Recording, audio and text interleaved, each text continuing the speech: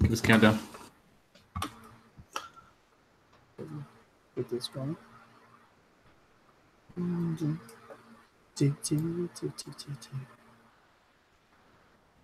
We are live. All right, we're live. We are live. They're talking smack about us already. Of course they are. Expect nothing less. 19 people already up. It's going hard. Apparently, we should just run late every time. Oh, dang, 22. Going bigger numbers. Ooh. Sorry about the delay, guys. Having some technical difficulties on Dave's end. He's trying to get his. He can't hear us, but we can hear him.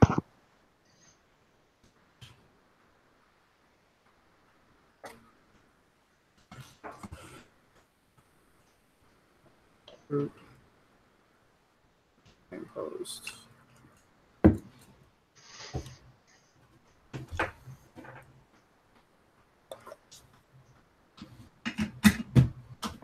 Sharing the link real fast. All right.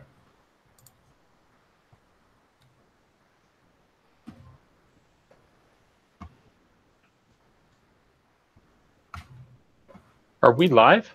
Yeah, we're live. Yeah, we're live. I was looking at that comment that she posted. It's not working on my not working on my phone or iPad.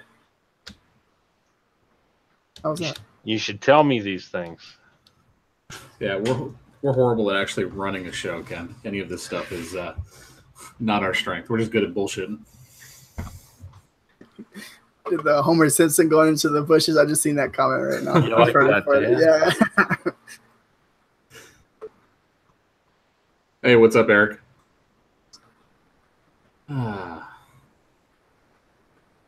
Seen that, Jason? Thanks, man.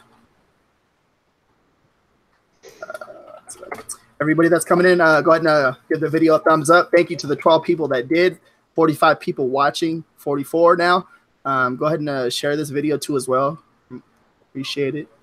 Thank you.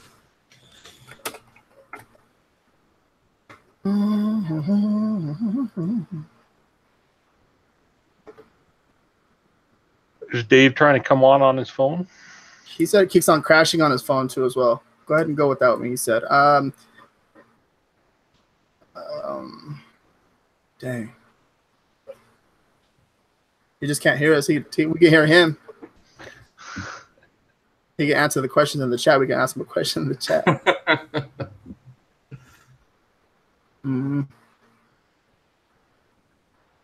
I don't know.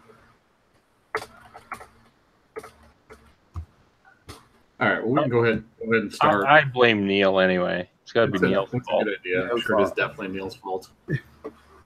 Okay, let's I'm trying to. How do you switch it back over to when people? There goes Dave right there. Like when the person talks, how it switches over. Matt. Bro. Again, let me see. Hold on. There's the mixer thing right here. Where's the mixer thing at? It's off to the left by if you mouse to the left.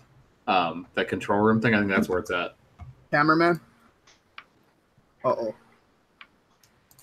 Can you hear us? Hear us now, Dave? No. Can't leave him right there. He'd be all right. Yeah. Okay. So. If we got a question for him, fire it at Dave in the questions. And the questions. We'll just let him talk. See, that's the nice thing. He can just talk, and we can't interrupt him.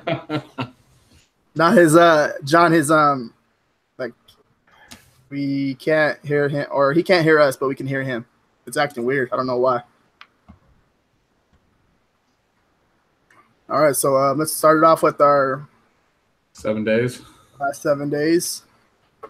I'm at 216 shirts sold at $625. Nice. I'm at 167 for 542.20.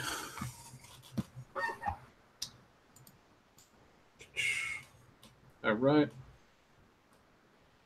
We're waiting on Ken just to smack it on us. Yeah, what? Sure. The last 7 days. I have to go open my. Oh, now I got to go open my merch. What do I need? The last 7? Yeah.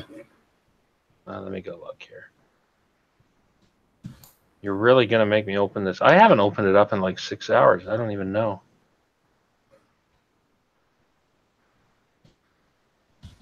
Okay. Okay, it would help if I open the right account. Sorry, yeah. How many accounts you got? Well, I just opened up my son's account. Merch Informers in the chat. Oh, Neil's in the chat. You guys are watching this on the computer, go ahead and click on Merch Informer and subscribe to their channel. You should do that. It's actually a really good channel if you haven't watched those videos yet. So you want last 7? Yeah, please. 515 for 2631.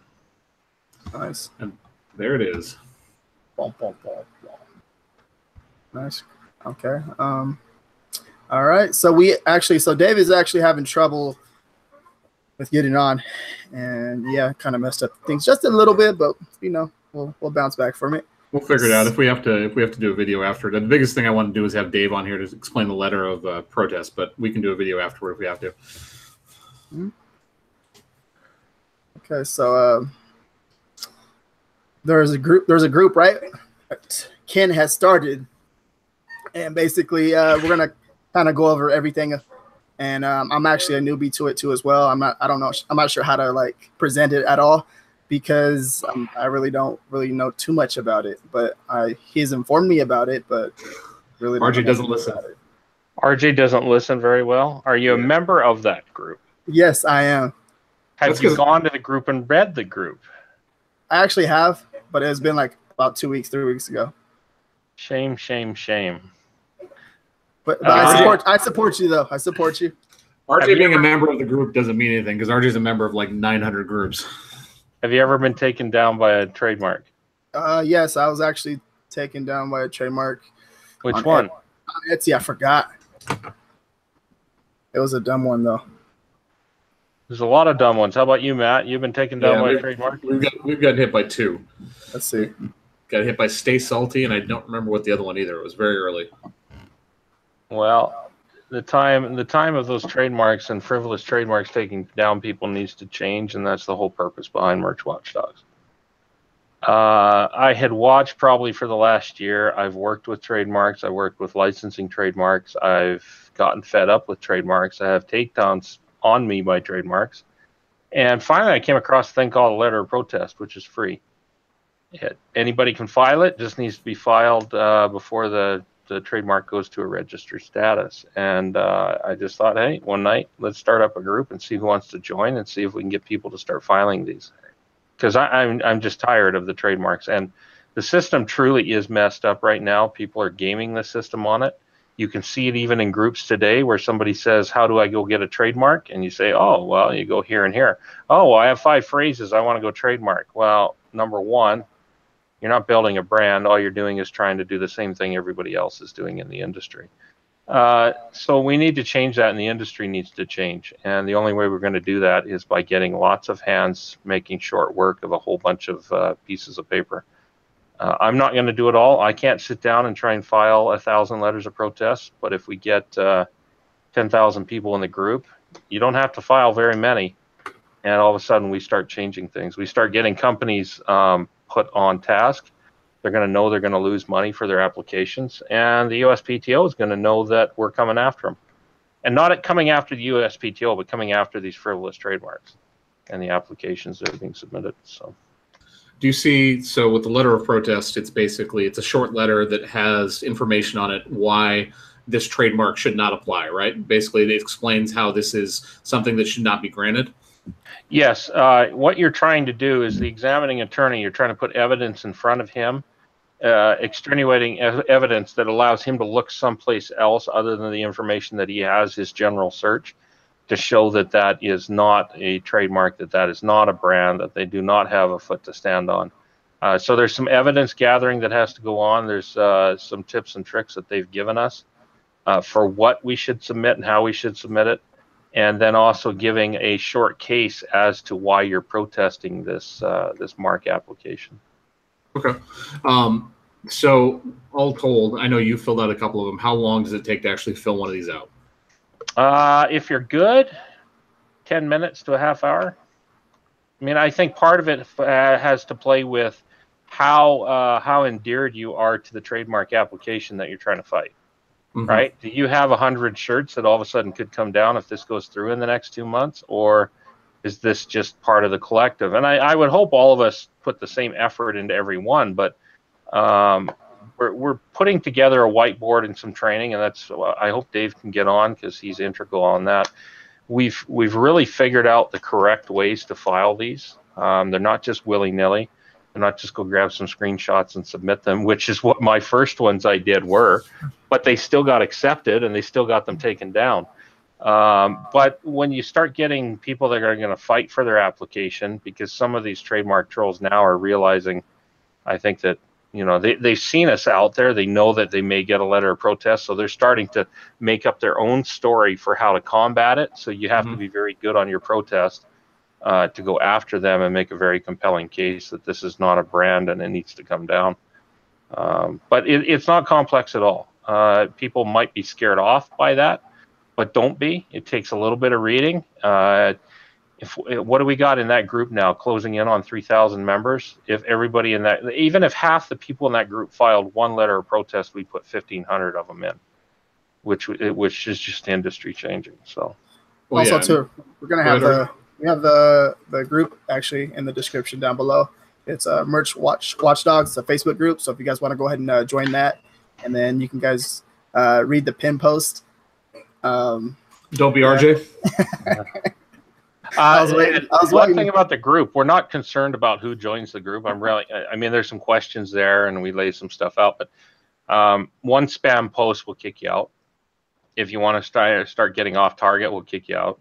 I mean, that's not what the group is for. The group is to crowdsource the applications that are coming in. We've got an Airtable set up. We're trying to organize it so we can track what's coming in, what's new, what's being filed, who's filed a letter of protest. There's a lot of intricacies to that, and keep the discussion on task to what we're trying to accomplish. Right. So have we had any success with it so far? Oh, yeah. I don't know the exact number. Dave might know a better number. I think Dave has filed for probably 40 to 60 of his own letters of protest. I mean, the guy's a machine. There's a few others that have really taken it upon themselves and filed them. I've seen the first one I filed. It got nuked. It was enough evidence to say this mark is, you know, you better come up with some pretty good evidence, but this mark, as far as we're concerned, is dead. It's not going to go forward. I've seen one that's even gone, it's been published for opposition.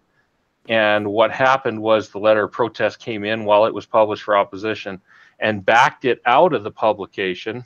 Oh, that's interesting. I didn't know we could do that. Here's new information that we didn't know about, and we're killing off this application. Okay. And that doesn't mean that the applicant can't try and counter, but a lot of them, if you put the right evidence in front of them, it's going to kill them, because, you know, how do they explain that this is a brand and not, right? You know, they're not being malicious on this. So Mary put in chat right here that according to Airtable, you guys have filed about 100 letter of protest. 42 of the results, let's see, of the 42, 35 were accepted, 7 have been denied. So we got 42 results on them so far. Yeah. Okay. So that's not bad. Right, and that 7 that have been denied is probably some of the ones that went in first, I would guess, because it's a process. Just because it was accepted doesn't mean it's going to happen immediately. Well, and that doesn't mean we can't file another one. Right. You can file another letter as long as you got the time. That's why time is of the essence. If you see one that we need to get one in, get it in now. One other thing is they do not want us to flood them.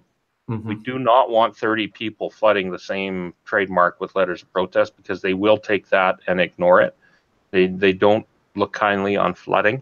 They want single, or maybe if 2 or 3 people don't know each other and happen to file it, that's fine, but they do not want to be flooded. But that's also to say, if it gets rejected, you can gather new evidence and file another one. It's not a one or done type of a thing. What you're dealing with is a time clock. You got to beat the clock, right? You got to beat it before it goes to publish for opposition. You got to beat it before it goes through that month-long time period, and before it gets registered, or then it gets a lot more messy. Do we have Dave now? He's not. I just messaged him. I told Since him. I can't hear you, you guys can hear me, right? Want to Yeah, get we him, got you loud and clear. get him in here so he can explain. I'm about to smash my computer with my trademark hammer. So I'll message him right now. Go ahead and text me a question. I'll do my best to explain whatever it is you need me to explain. Okay. Dave is excellent on the whole letter of protest process. I mean, he's got her down. So if we want to go into a bit of the description of how to do it, what's involved, what to look for, Dave's the guy. So you gonna message Margie? Yeah, I already messaged him. So explain the letter of protest. That's what you want me to explain, right? Explain just how hard it is. Perfect. Or how easy it is. All right. Well, that one's easy. The letter of protest is a free way for us to try to protect ourselves from having trademarks go through. And this letter of protest has to be filed within a certain time frame between the day that somebody applies for the trademark and the day up to 30 days after it goes into what's called the opposition period. And it's really easy to do at the beginning.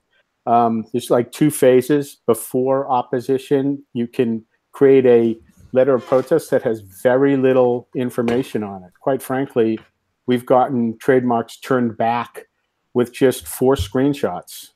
4? That was 4, right? Yeah, okay.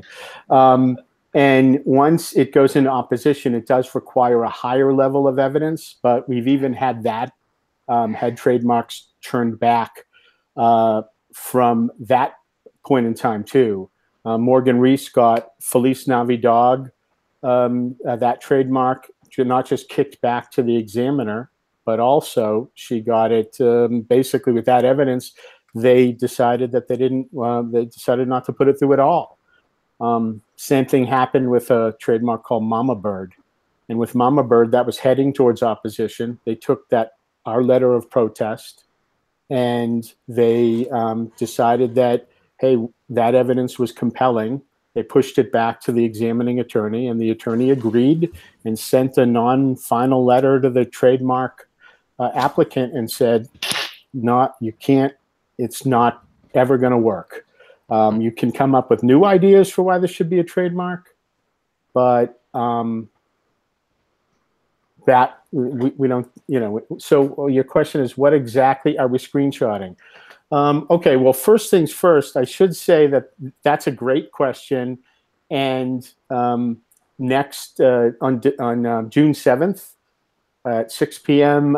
Pacific time, we're going to have an Ask Me Anything in the Merch Watchdogs group. So if you don't, because it's a little kludgy right now with me not being able to hear anything, but you'll be able to ask more questions there too. And we'll have Jake Preston Evans Esquire on. He's the lawyer that's working on the Classy trademark cancellation. And we'll have Morgan Reis and myself and Ken and whoever else from the group wants to join. But when you say what exactly are we screenshotting, it's really simple.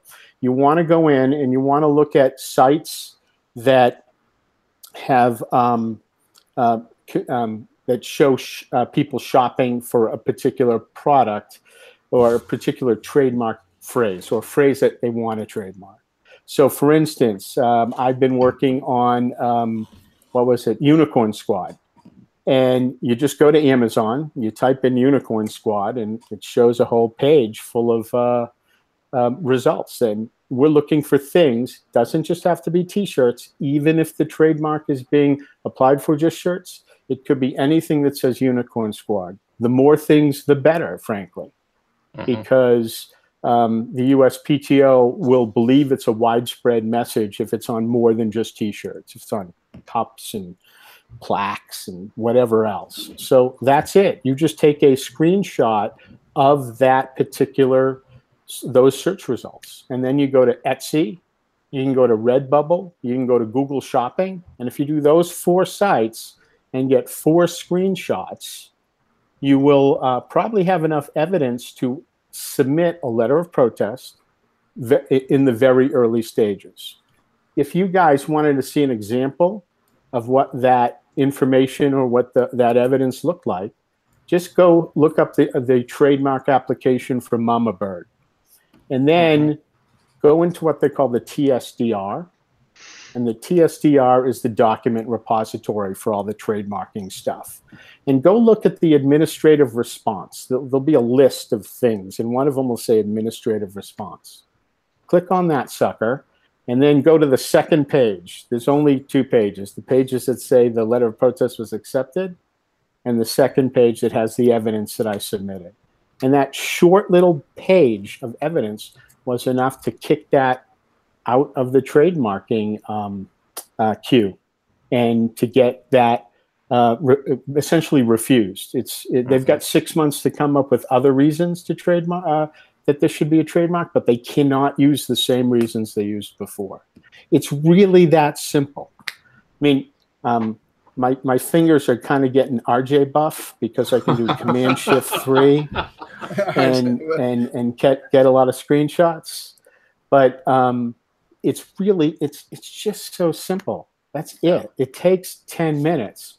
And then once you gather the evidence, you want to put it into a PDF document and upload it, or you could take all 4 of those screenshots and upload the JPEG versions with the information.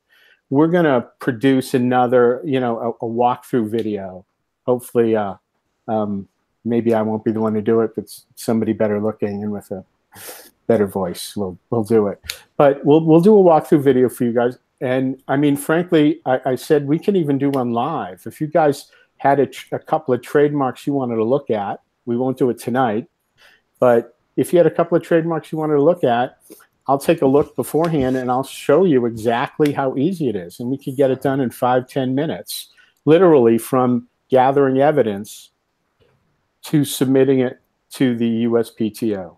Now, was that enough talking? I mean, you guys are just all kind of looking, but like I said, I can't hear you. And I'll talk forever. So, yeah, no, was that good? Yeah, it was really good. Thank you, Dave. As it turns out, guys, this is a MacBook Air error. And so it's on my MacBook Air. I've not done Google Hangouts before, so I apologize. I'll be better prepared next time. No worries. At least I can't hear any of the hockey score spoilers that people are probably posting in the Facebook, in the chat.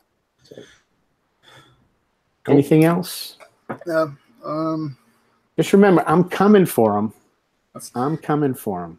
So as in early stages of trademarks, right? You can't. Am I done? Like Shake a previous. Your head, yes. No, whatever.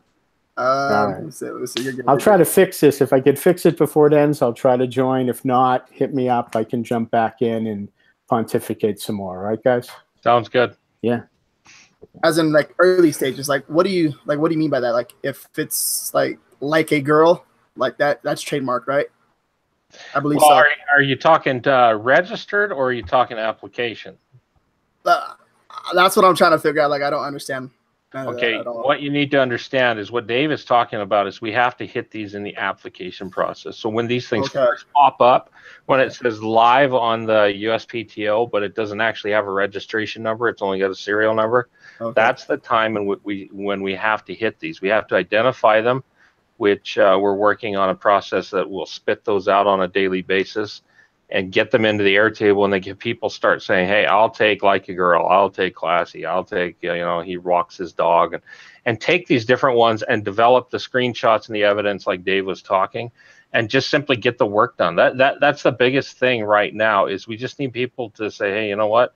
I know I've been busting my butt on merch uploads, but I'm going to take a half hour of my day right now and try and file 2 of these. And if I don't get it done today, I'll figure it out and I'll finish it off tomorrow. And if we can collectively do that, the goal is we have to change the industry, because if we don't, this is only getting worse. Yeah. Because now you're starting to see people in the groups that are saying, oh, I got 6 phrases that I like and they're mine. How do I trademark them? And I just want to pull my hair out, because now you've got even people that don't even understand the apparel business thinking that this is the way that they protect their stuff. And it's not the way you protect the stuff. Just because you thought up a phrase, unless you make a brand around it, like a Nike Just Do It, it is not your phrase. I hate to break it to you. And I know I'm going to get some haters on that saying, well, go after originality, make up your own phrases. Well, yeah, that's nice. I'm not copying your stuff, but there's a cool phrase out there. There's probably a 95%, 99% chance you didn't even make up the phrase yourself either. There's nothing original. No, there isn't. I mean, if you can really find the original people, you know, kudos to you. But what we need to do is cut this off and actually get how the law should work with trademark working properly. So once we pass the point where it's published for opposition, it becomes much more difficult, right? That's the whole reason we want to get it in. Yeah, if you beat the publish for opposition, there's less evidence that's needed. You're kind of throwing stuff on the examiner's table to say, hey, look at this. Like, before you do anything, look at this. You get it to opposition, it means he's already gone through what he perceives as evidence and taken it and said, yeah, this is ready. All we got to do is publish it. We need to see if anybody opposes. And then he's got a registration. Yeah. Then you've got to do a much better job and much more rigid. And I think we may even look take another step, not only with regular letters of protest, but these ones is getting Jake Evans, Esquire, the attorney we're working with, to rubber stamp, you know, yeah, evidence is good. I'll put my name on it and file it in from a legal attorney. Gotcha. Now, I know that you've actually had discussions with the USPTO, and Dave has also. So can we talk about that for a second? Because you know, that was very eye-opening to me when you were talking about how they were kind of expecting us to reach out to them. That was quite interesting. Morgan has been in contact with them as well. If you get the right conversation going with them, it's been really interesting what comes out from them. They're going to stand in a neutral ground. They're not going to take sides, but they are now very aware of what we're doing. And when Dave called them, they knew he would call, because all of a sudden, here's something new. I mean, letters of protest have not been being filed on a regular basis. And all of a sudden, who is this group of people, especially somebody like Dave? He's filed 40 of these on 40 different marks. All of a sudden, all of our attorneys are walking into the lunchroom saying, who is this Dave Cadoff guy? And when he calls, they're like, yeah, we were waiting for your call because we rejected one of your letters of protest. And we're more than willing to, you know, to give you some advice on what you really need to provide us if you think you're going to put a case up. And I think we're 6 months to a year ahead of contacting the USPTO. I never would have expected that when Morgan picked up the phone to them the first time, that she would have actually got the staff attorney and had a whole discussion on this. I would have thought that had taken us a year to try and get to. So it seems like they've been waiting for someone to do this, right? They've been waiting for someone to do this. No, not waiting. No? Status quo would have continued forever. It would have got worse. Yeah. This brought it to light. This brought it to their attention that this is what's occurring. Yeah, I mean, they're essentially neutral arbitrators. Like, they have to actually follow a set process in terms of how they're doing this. And if, you know, people are getting things under the table basically by photoshopping tags and doing all that stuff, like that's not part of their process to be able to examine it and go, this is not actually what we're looking for. No, and that's right. I mean, they follow a very strict process. And the other thing is, you got 600 examining attorneys. I've heard the number of how many trademark applications go through, but they're sitting there on an 8-hour day. They're working their shift. They want to go home to their kids and their wife and have dinner, and they're working through their stack of applications. And the way we perceive it is, because maybe Mama Bird, we're so attached to this one application that we perceive them as taking that and doing everything they can to search that to make sure it's not trademark. No, he maybe has an hour or two of time to look at that, do a few searches, rubber stamp it, and nothing against them. That's the process they have. We need to be the process that puts it in front of them to say, here's the evidence you need, and direct them exactly where he needs to go. And then his job works smooth. He hits it with the stamp that says rejected, provide me more information, or try and combat this information. And now what we're doing is we're throwing a wrench in the whole system. The system works right. Like, people have been blaming the USPTO that this is not right, like, you're so screwed up. The system is not screwed up. It's who has figured out a way to sneak into the system. The neat prints of the world, I'll throw them under the bus. I mean, I think they're probably one of the companies that caused this whole mess. You know, this whole idea of, oh, I'll trademark this phrase and I'll nail everybody. Well, you go to any one of these idiot sites, and I'll call them idiots, because you hit their website and they've got 50 different phrases that they've trademarked, and they're all on different T-shirts. They have nothing to do with their brand. Right. I mean, they've made an absolute mockery of what trademark is. And we need to go after them. And now that they've figured out how to sneak this in, we need to not only fight them as a community, but let the USPTO knows we're fighting, and they're all for it. They're like, hey, yeah, this is part of the system. Let's clean this up. That's a great segue into the classy situation, right? Like where we actually have the opportunity to do something about one of these trademark trolls and send a message. So what are we trying to put together there? Well, what's going on with classy is I think what we've got there is the perfect opportunity to make an example of somebody. Classy comes in. We do know that they filed the takedown. So they came in and said, anything with classy, you got to take it down. And so that means the keyword, that means the title, that means the design, nuke them all. And merch is going to take them down. So we're in the unique situation that says, wait a minute, they've overstepped their boundaries. And the USPTO even told us they overstepped. They got the trademark legit, but the way that they're exercising their trademark is way out of line. You go before a court judge and he's going to throw it right out. But here's the problem with the trademark. It's not like you walk down to the police station and say, somebody stole my bike, go get them. And somebody else takes care of it. This is all between us and them. So unless somebody bucks up and stands up to the table and says, I'm taking you on, classy, nothing happens. They do the takedown. And unless somebody fights them, nothing happens. And so what we've done is Jake Evans is working on putting together the documents. We're going to go after him. We're going to challenge the trademark, and we're going to say, you know, you've taken down all these shirts. We feel you've taken them down improperly. You've abused trademark law, and we'll actually file to have the trademark canceled. This takes it to another step, though, and I think Jake could probably be able to talk more on this later. How many people lost shirts? How much revenue was lost because of fake takedowns? And now you start putting monetary dollars to this, and we need to start calling some of these people's bluffs. And some of these guys may actually have lawyers and money behind them and are going to call your bluff back, even though it's not a bluff. But we need to be able to stand. I mean, do you have $100,000 to go hit some of these guys if they fight back and want to draw it out in court? Probably not. But that's why we need to get the community together, get as many people into Watchdogs.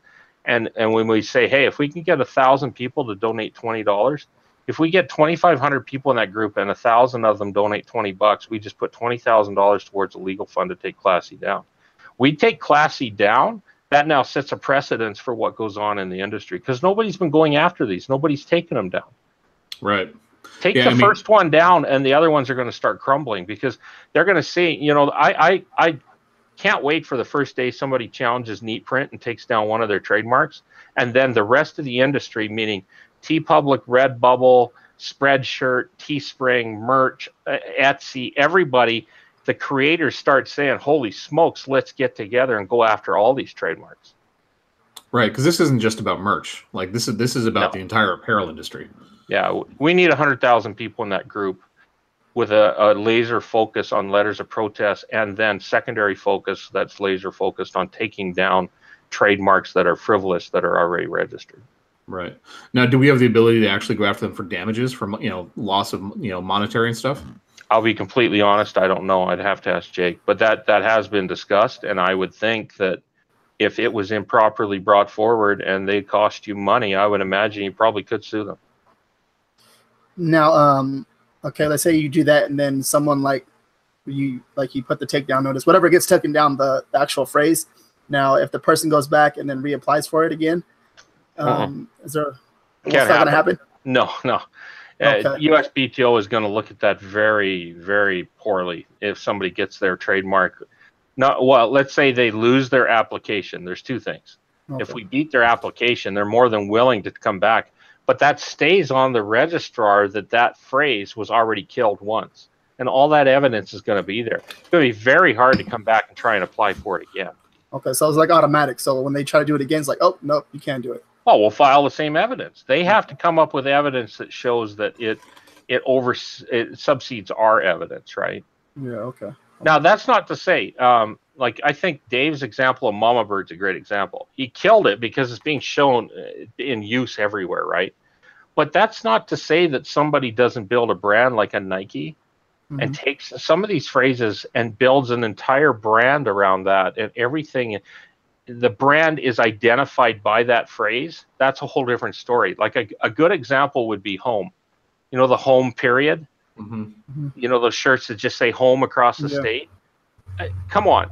they came up with the idea. It's a very identifiable brand. They've been on TV with it. It's not 1,000 different things on their website. I hate to break it to you. You're not going to fight home, period, and not think that that's not a brand, because they have built it into a brand. But 999 out of 1,000 of these trademarks are absolutely frivolous. Right. So, you know, I know that you had some meetings with Amazon while we were at the licensing expo. What does merch think of this? You know, they like it. They're watching it. They're watching the watchdogs. I think what they like the most that I can speak to right now is the fact that the community is actually coming together and doing something, and not just sitting and complaining. It does us no good to sit in the groups all day and complain about trademarks that got, you know, we got taken down for classy, let's say, and everybody complains for a week and then it goes away. They're very interested in the fact that we finally have a group of people saying enough's enough. We're gonna put a few dollars forward. We're gonna put some time forward. We're gonna start filing letters of protest, and they're more than willing to, you know, let us. They said, let us know the progress that you're getting with some of these trademarks. Like on the weekend, I sent one into them to say, hey, did you know that this one's been canceled? You know, this letter of protest went through. This one looks like it's being canceled. And I think you're going to see them starting to update that list too. But however, they're stuck in the middle in the sense that they can't legally, you know, just step their lawyer forward and say, oh, putting our foot down and come at us, bro. It's not the way it works, because they're not the one with the design, and it's not their place. It's our place to do that. And that's just simply the way it's got to work. But that's not to say they're not going to help us. I suggested that we get kind of a conglomerate together. We're going to need to talk to Teespring. We're going to need Redbubble, Etsy. We need to get some of these other players in and talk to some of the managers there and say, hey, we need your communities to start banding together on this as well, and fight this and make a group. I foresee we need 100,000 people to say enough's enough, and not in a way of a group that says we're going to sit around for a year and a half and try and discuss ways to do this. No, just, you know what, just go do it. And that's what I said. Jump in the pool and see if it's cold or hot, right? And if it's too hot, we jump out and we jump back in when we figure out how to go back in the pool. But some of these groups are getting nowhere by trying to formulate some big thesis of how they're going to attack it. Just start attacking it. You know, and I encourage people listening to this right now, I challenge you tomorrow, go and look at the Airtable, or go look at one that needs a letter of protest, go read up what you need for evidence, and do one of them. Just do one. And if we could get even half the people listening to this right now or listen to the replay to do that, we'd file double what we already have. And then the Airtable is going to be in the pin post, right, in the group? Yeah. Okay. Yep. So merch watchdogs, go over there, go to the pin post, and then check out the Airtable. There's examples in there too, with regards to like how to fill these out. You know, and Dave is very, very open to anybody that has any questions with regards to how to do something. Go into Watchdogs and even post a thing that says, hey, I see this application. I want to fire a letter of protest. Can I get some help? And Morgan or Brenda or Dave or a bunch of them will jump in and say, yeah, we'll help you out. We'll move you along on that. And that's all we need. We just need people that are willing to take a little bit of time. And that's probably the best donation people could give right now, is their time. And then on an upper level is going to be, we may even turn it into a membership site. And the only reason for membership is to pay for the legal costs. It's not to make any money off of people, but to say, hey, 1,000 people at $20, or, you know, can you imagine 100,000 people? We get half of them paying $20 a month and saying, here you go, Jake, take your legal team and go start taking a big ugly stick to a few of these people. I think it's a fantastic. Yeah, I think it's a fantastic idea. I spend way more money on that than, you know, freaking coffee or whatever every single month. I could afford. But it's not an idea. I mean, it's happening right now. It's no longer. We've proven the idea works, and now we need the idea to keep going down the hill. Well, I'm talking about the monetization portion of it. I think that we need to have an active plan in place. And this is something I mentioned to. I think I mentioned to you, and I also mentioned to Tanya, you know, when we put the post up about putting together money for Classy, it needs to be easy. It needs to just mean something where somebody can, you know, this is what I'm doing every single month. You know, this is what it is. I don't have to worry about it. And it just automatically happens. Yeah. And that's not my forte. I'll admit that right up now. I'm good at jumping in the pool. Yeah. and either hitting the ice or hitting the boiling water and figuring that out. But I am not the one that goes and organizes a spreadsheet or organizes a website, or that's just not what I'm good at. I'm good at other things. So we need to surround ourselves with people that do that. So if there are people that are very good at that, you know, throw your name in the hat. I mean, we're looking for help, and we need a slick means in which to really roll this out. Not even roll it out, but keep it going. So keep it going. So as of right now, I know that you guys you have a website up for Classy, right? I believe Jake does. Jake has put up his merch attorneys, and that's kind of a front now to collect some of the donations and, you know, just get this thing moving. It's better to get the thing moving, and people have to understand that Jake is an attorney. He did intern, if I understand, with the USPTO. He knows trademark law. He's a great guy. His wife and him have an account in merch, so they have a double thing there. They know what merch is about. They're trying to sell their own shirts, and enough is enough. But we have to understand that he's an attorney, and attorneys cost money. I mean, that's his job. That's his profession, just like maybe we're doing T-shirts or private label or whatever. So the time is now. We need to start bucking up and you know, stepping up to the table and doing this. And if we don't, it's only going to get worse for us. And then also too, it's going to be down below in the description. We have it's right there. The link is merch attorneys. So if you guys want to go ahead and click on that and check that out too as well. Yeah, and he's also got a group called Trademark Owl that he just a small group, but that's where you can easily find Jake, and he'll do webinars of his own discussing legal stuff. Jake is more than willing as well. If you need a trademark, like for a brand, or you need legal advice on this, copyright advice, great guy to go, and he's not going to charge you an arm and a leg like a New York or an LA type of a lawyer. So.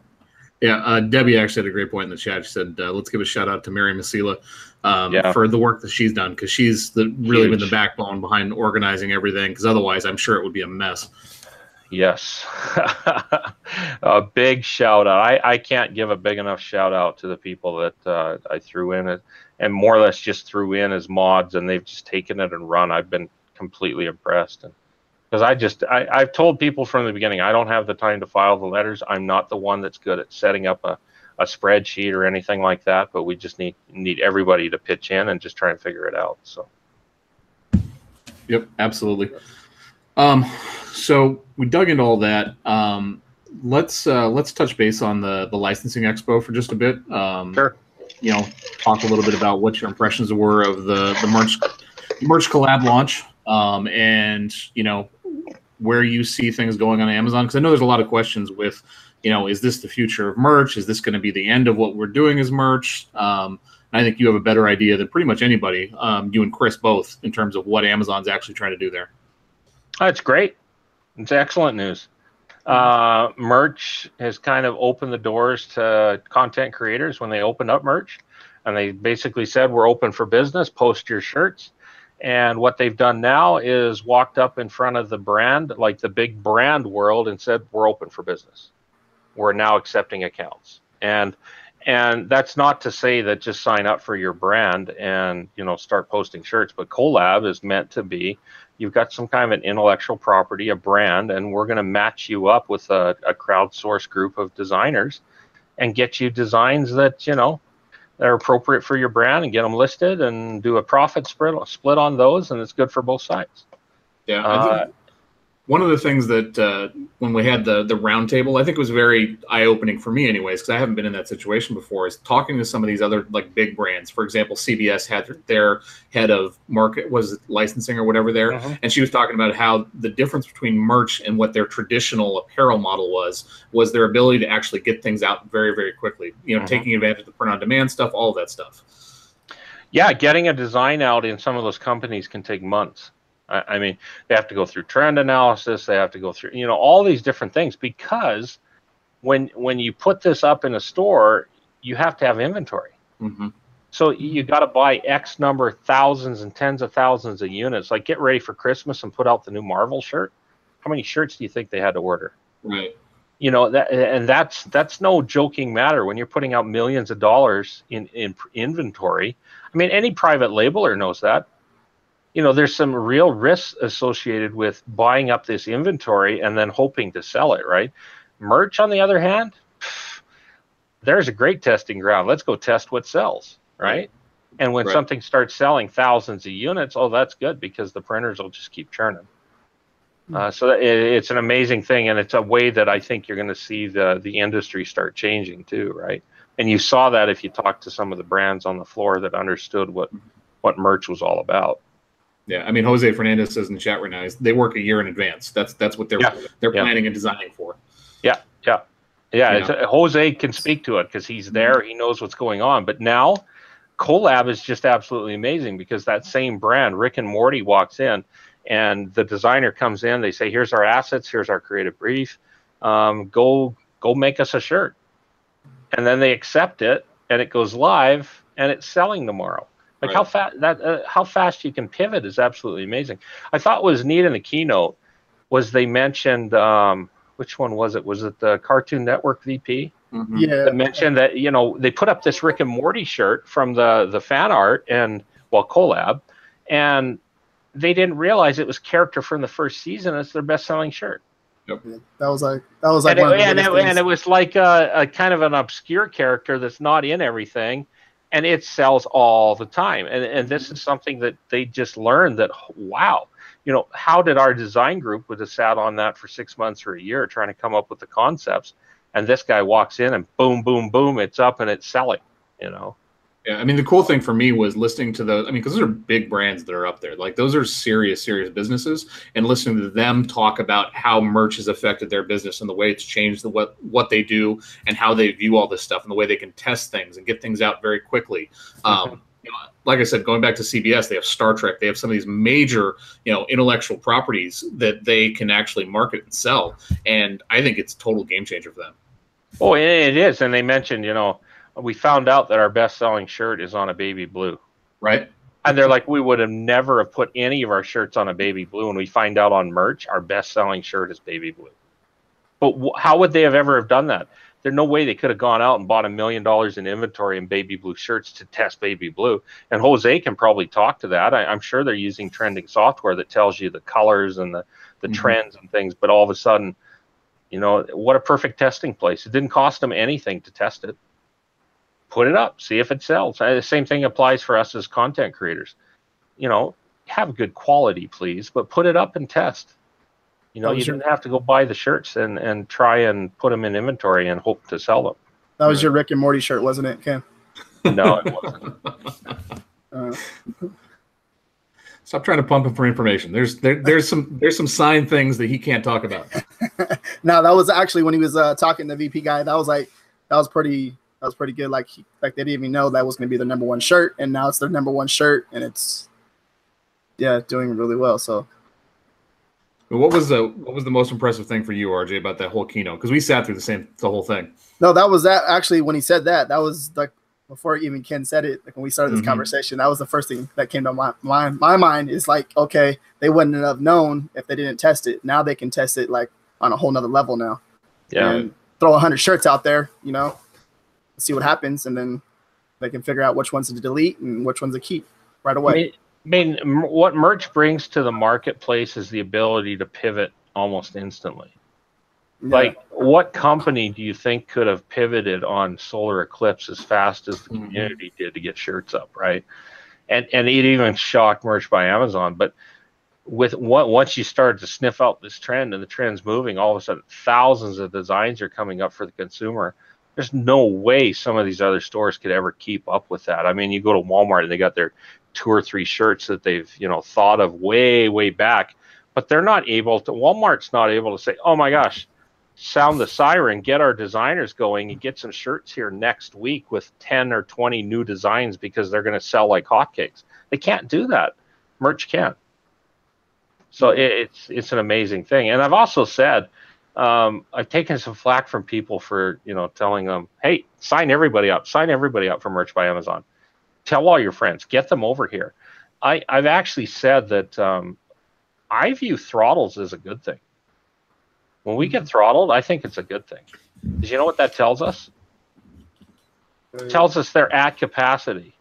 It's kind of like the guy that complains he's working too hard at his job, that he's got too many hours of overtime. It's called job security, right? You know your company is doing the right things then. They're filling all the printers. Okay, yeah, it stings right now that they're scaling us back, but all of these things have to meet together in a puzzle. The balance of designers, the balance of brands, the balance of print capacity versus the number of shirts. What a crazy thing. That's a whole bunch of plates to try and keep in the air and keep them spinning. Yeah, and considering what they're doing right now too, and what merch's vision is in terms of what the future is, there's a lot of positives.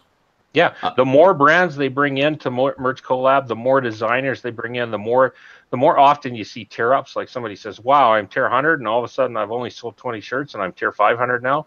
That tells you some metrics that are there. They're not trying to flood us out, but that means they're growing, and it means they're putting things in place to grow even bigger. Comments like, "Hey, we want to decrease the shipping time on shirts." Well, how do they do that? It's not increasing the speed of the printing presses they already have. It means building new print facilities. That's exciting. So if we're getting throttled, that means they're probably looking at increasing capacity. Right. Yeah, it's we had a small sit down with merch on, was it Wednesday? It was Wednesday. That you and Chris had organized, and that was one of the things that I was most impressed with was how big a portion of merch that we as content creators are.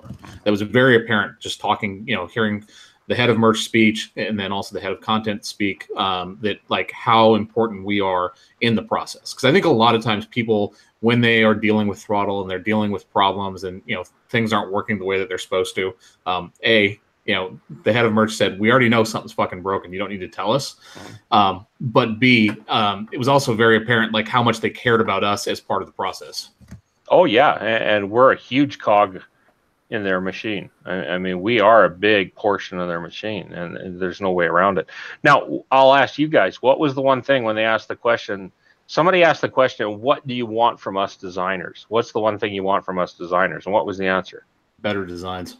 Better designs, right? So people that are complaining about my stuff's not selling and they're blaming it on merch, they're blaming it on glitches, they're blaming, there's a lot of seasonality.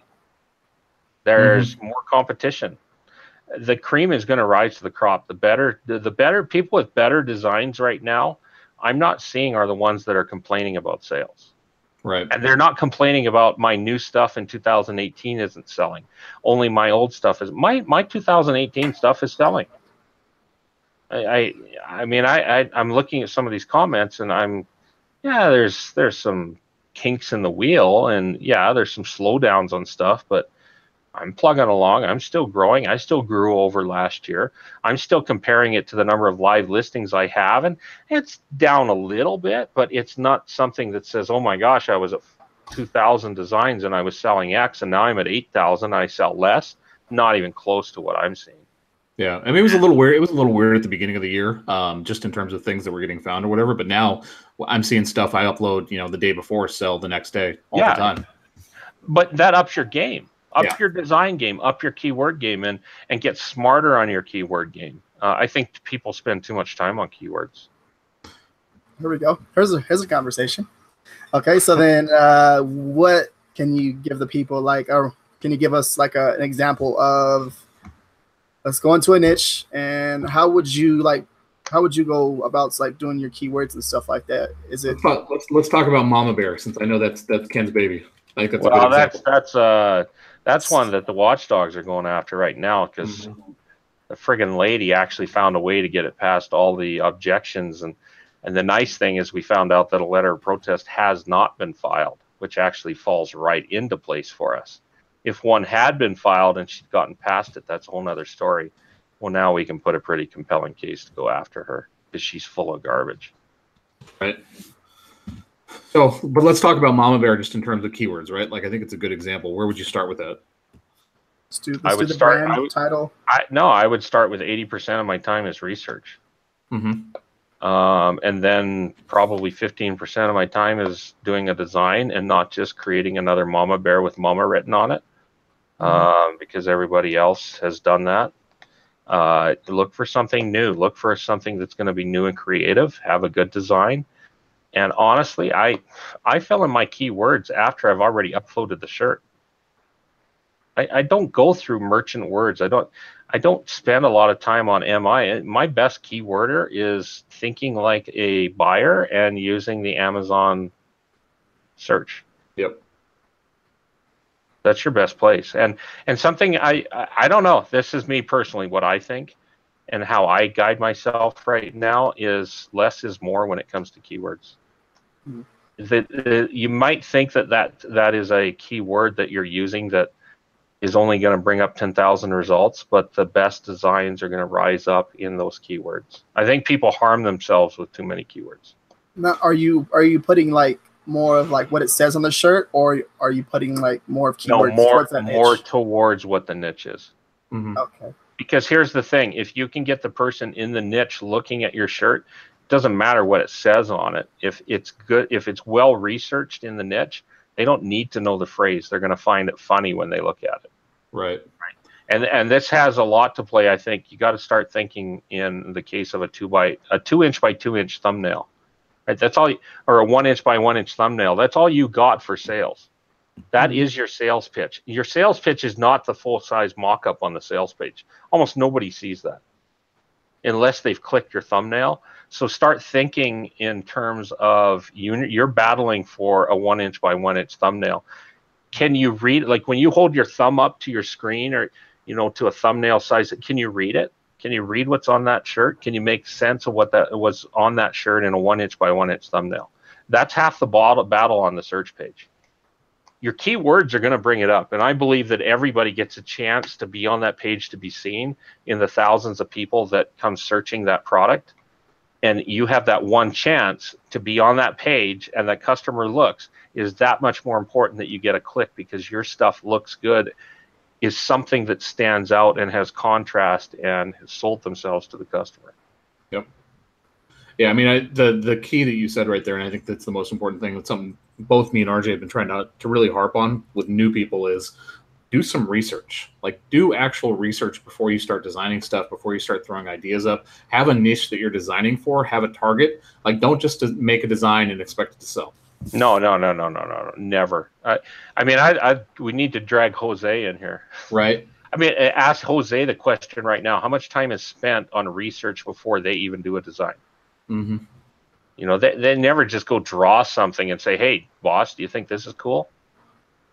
No, right. They've got all the metrics in front of them. They know the niche. They know the trend. They know the colors. And we need to think the same way and, not flood. The other thing I think we see is we see people flooding their own customer out. Mm-hmm. When was the last time you walked into Walmart and saw the same design on 15 different colors on their T-shirt wall? Doesn't happen. It doesn't happen for a reason. So why are we trying to do it here? Well, we want to give them choice. They might not like navy blue. They might want lemon. They might want pink. Why? Pick the best color for your design and put it up and showcase your design. I'm gonna have my video editor guy put this, what you just said right here, and put this so I can preview it on my Instagram and everything. That we can go back and watch this. That was pretty good. That was like one of the this up there with one of the best shows for sure. I mean, the other thing that I think of is think of a buyer. Think of you going into a store buying a T-shirt, right? Do you want to go to a rack of T-shirts and flip through the same phrase in 60 different colors and sizes and styles to find the exact one you want? Or do you want to go through and look at 60 different unique designs and pick the one you like? Right. Or pick the three you like, right? And I've clicked on so many brands when I've had people look at their designs and they say, hey, look at my brand and tell me what I'm doing wrong. And I click their brand and their entire first page has 2 designs. And they've got every color, they've got every sweatshirt, they've got every long sleeve, they've got white, they've got a dark print, they've got a light print. And I'm searching through this page and I'm like, you're not giving the customer anything, especially if you walked into a good niche and you flooded them out with too much variety. And we're not talking variety in the sense of uniqueness. All you did was give the customer more choice on the one design that he wants. It does you nothing. You want to flood out the page If you go flooded niche on the first page, what I would think a properly flooded one is you own a third of the front page of a niche with unique different designs. So that every row that you scroll past, one or two of your designs is on every row. That's a truly flooded out niche. So when you're doing that, just mechanics, like, are you doing that all under the same brand, or are you doing different brands? Right now, I've got some brands that I use for generality, building some things, but I will use. I make up my own brands for niches. Right. But they look like companies. You would think that they are a company. They are not merry-go-round unicorn cat riding T-shirt company tees. No, it'll be, Happy Unicorn Company, Happy Unicorn Apparel or something, right? Right. He almost said one of his brands right now. I'm not actually really in the unicorns, no. But I'll go into the taco niche. RJ, look out. If Matt's listening to us. Oh, RJ's in the tacos too? RJ does some tacos. RJ and Matt are going to have it out, man. Matt Carlett. He's the taco king. Yeah. Okay. But that's why I say with keywords, I give very little thought to keywords. I mean, even when my wife is sitting next to me and she's like, I need keywords for these, it takes all of 2 or 3 minutes. And it's, and it's not like I'm not selling. Yeah. And then how about, so for example, how about the bullet points and stuff like that too as well? Like, are you how are you doing, like, what is your technique? What do you mean by bullet points? First bullet point, second bullet point. Most important thing, I think, is your title. Okay. And I think you see that with the way that Amazon merch will put up their own listings. Mm-hmm. Most important to have your most important keywords in the title. Your first bullet point, I typically will kind of, if there's a phrase on the shirt, that's usually what goes into the first bullet point. And then the second bullet point, if I use it, may be the title copied with maybe, I don't know, a third or a fourth keyword. I mean, I'm looking for 3, maybe 4 keywords. And I'm not looking to duplicate those keywords. Yeah, okay. But put them into phrases that would actually fall into what you would see in the search bar of Amazon. And then the description, I do fill in the description. I typically copy the title and the bullet point, and boom, boom, and that's my description. Right. So backing up just a second to collab, and kind of the whole thing that we've been talking about with, better designs, higher quality, all of those things. I think that also speaks to collab, right? Because not everybody's going to get into it. I think that the expectation needs to be for people that, you need to be one of the best. You need to put stuff out there that's going to be something that a major brand, we're not talking XYZ, we're talking Marvel, we're talking Disney, that quality that's going to go on a shirt, right? Mm-hmm. I mean, that's when I see everybody go sign up for collab, it's like, you guys need to set some expectations for yourself. Oh, what do you mean on the merch side? On the merch side, all of the merchers that just rushed out to go sign up for it right off the bat. Yeah, they're not going to all get in. Mm-hmm. I mean, that's fine. I mean, go sign up. Go see what you can do. I mean, it's a 2-page questionnaire. I mean, you get the first set of questions. You get past that, then you got to start showing some of your portfolio. And I probably wouldn't want to show some of the portfolios I've seen on merch as an application to collab. I mean, you get serious here. 80% of what you see on merch is utter trash. I'm getting better, all right? I know. God.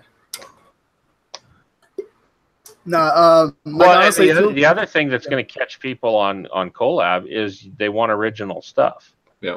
They don't want you to go to Hungry JPEG and get the latest unicorn package of art and make a design with it. No, it needs to be your unicorn that you drew. Probably the easiest way for collab, I'll be honest, if you can't draw, is to learn typography and learn how to do handwritten letter styles. They're looking for artists. They are. Well, big brands are looking for it, right? Right. For sure. That's what. And RJ, we see everything that you are searching and surfing on your sunglasses. Close those tabs, oh bro. yeah. So there's those little tactics that Ken has. Yeah, that was a lot of good information that you shared with us. It's pretty good, and I'm pretty sure like people will watch this replay and not even pay attention to what you just said. A lot of stuff just goes over people's head. Like my sunglasses, pretty much. Nah, but Just put your hat back on. as soon as I got there, the first day I got there, they're like, "Where's your hat at, RJ? You don't talking smack." First thing they said, "Where's your hat? You don't look the same." Like, nice to meet you guys too. So, yeah, it's a lot of good stuff that you shared with us. Any other things that we need to go over, Matt, you think? No, I do know that. So one of the things that I made in the post originally when Tanya talked about it was if people are willing to donate to Classy, I said if they were willing to donate, I don't remember what it was. If it was like $25 or $50, we would do some free coaching too. So that offer still stands. I'll bump that post in the group.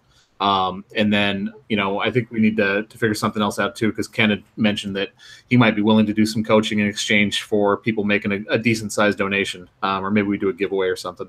But I do think the community needs to get behind this. I think the community needs to really step up because, not only with Merch Watchdogs, but also with the Classy lawsuit and everything else, this is an opportunity to change this. And if you're in this for the long haul, like we are, it's in your own best interest. Like it's a very small amount of money if everybody's stepping into it. Like it's in your own best interest to have this happen, because it's only going to get worse if we don't. Yeah, this is the only way it's going to happen too. We have to get a collective together to beat it. We have to get a collective of people that are going to be willing to just put a little bit of effort in. I don't expect people to sit for 8 hours a week and file letters of protest, but I don't think it's anything out of the realm to ask somebody for a half hour of their time to file one letter of protest, and we can do it that 1,000 times. Yep. We change the whole industry. And then we start getting some of these other PODs to understand the same thing. And then managers of PODs start to recognize this, and the USPTO recognizes this. And then some of these trademark trolls start to realize they've lost $10,000 in the last 2 months on filings for applications. And things start changing, in a hurry. Then the attitude in the groups changes from, I've got 10 phrases I want to trademark, who do I trademark them with, to, hey, look who just tried to file something. Let's take it down because it's not a brand. Trademark is not being used properly. That right. Hands down, it is not. Trademark is not meant for you to get 30 phrases and put them up on your website as T-shirts and take everybody else down. So there's I'm not sure. Was it Canadian dollars? 100? Yeah, that's still $100, right? Okay. Well, Azid, it's gonna take like about a month to hit my account, so maybe 2 months. So he'll get it in about 2 months. Take a picture. It's $100 right there. All right, I'm pretty sure. Dave just said in a half hour, and you can do 2 letters of protest. So I mean, there you go. But then if we get like 30 VAs. We're looking hard at just hiring a full-time VA for it too. So that's going to be a game changer. I mean, this is an opportunity to get on the ground floor, guys, and really make a change. It is. There's no. Where do they put like the $20? Or where there's a link. A link on Merch Attorneys is the easiest place right now, and we'll get that even more fine-tuned. But we just need to get things. But the biggest thing with Merch Attorneys is Jake's got to feed his family. Jake's got to earn a living. Jake's got costs to do these things, and he's being very generous with his time. But I think we should recognize that all of us can pony up a little bit for what this is worth. I mean, just evaluate for yourself what trademarks have taken you down and what it's cost you. Mm-hmm. And then realize that if we change that, that's money back in your pocket. So, well, I think the eye-opening thing too, right, isn't necessarily the money that it's cost you right now, but look at how many trademarks are getting filed and popping up all the time. You see it in the court all the time. It's a cancer now. Yes, And it's only getting worse because people are realizing they can do this, Yep. and it's only going to grow worse. It's the way it works. You know, it's just the way that the game is being played right now. It's as bad as some of these creative groups that you go into, like the Bane, not even the Bane, but being in the sign industry, one of the real jokes is the cricket. Mm-hmm. You know, there's nothing that makes you laugh more in the sign industry than somebody that buys a cricket and says, you know, you have a friend that comes to you and wants to letter their car or do their windows at their business. And they're like, yeah, my other friend got a cricket and they're going to quote me on it. I'm like, really? You're going to do a 12-inch by 12-inch vinyl cut letter all across the front of a business, you know? And the problem is that it spawned, and nothing against them, there's some great creative people, but it spawned a lot of these stay-at-home people that think, hey, I can pull that off the internet, I can copy it, I can cut it, and I can go do it. And I don't care if I'm stealing the art, it's my art now. Mm-hmm. Because I was able to recreate it. And they don't understand the industry, and the same thing's happening with trademark. They don't understand trademark, but because everybody else seems to be doing this, I'm going to go trademark all my phrases too. And I'm going to take all of you down. And enough's enough. It's time to stand up and say, no, you're not. And we're going to beat you with the ugly stick. And it's working. Yep. Like that's, I think that's a great spot to end for us, guys. That's, you know, that's the entire reason we had this conversation is we wanted to really, really focus on this. This is something we're going to be continuing to hammer down your throats. I'm going to talk about it every single time we do a live because I think it's that important. This is the future of our industry. If you are, you know, like I am, I'm super bullish about merch by Amazon. I'm super bullish about print on demand. I think it's the future. And this is going to change the way things work for us. You're right. Sure. And also, too, if you guys can't tell, I'm a newbie when it comes to all this stuff. And I'm pretty sure everyone else is a newbie when it comes to this stuff, too, as well. So I'm a perfect example. So you guys can use me as an example, and I don't mind. And we'll make mistakes together. Then we'll go in this and try to figure out how to fill out one of these forms. What we need to do, RJ, we both need to do a video filling out a letter of protest and showing how to do it. Yeah.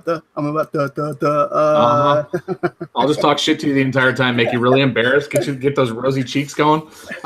People will love it. I know it'll be pretty good. So figure something out. All right, guys. Thanks for having me on. Yep. All right, thank you guys, and also to give the video a thumbs up and share it. And that's it. That's it.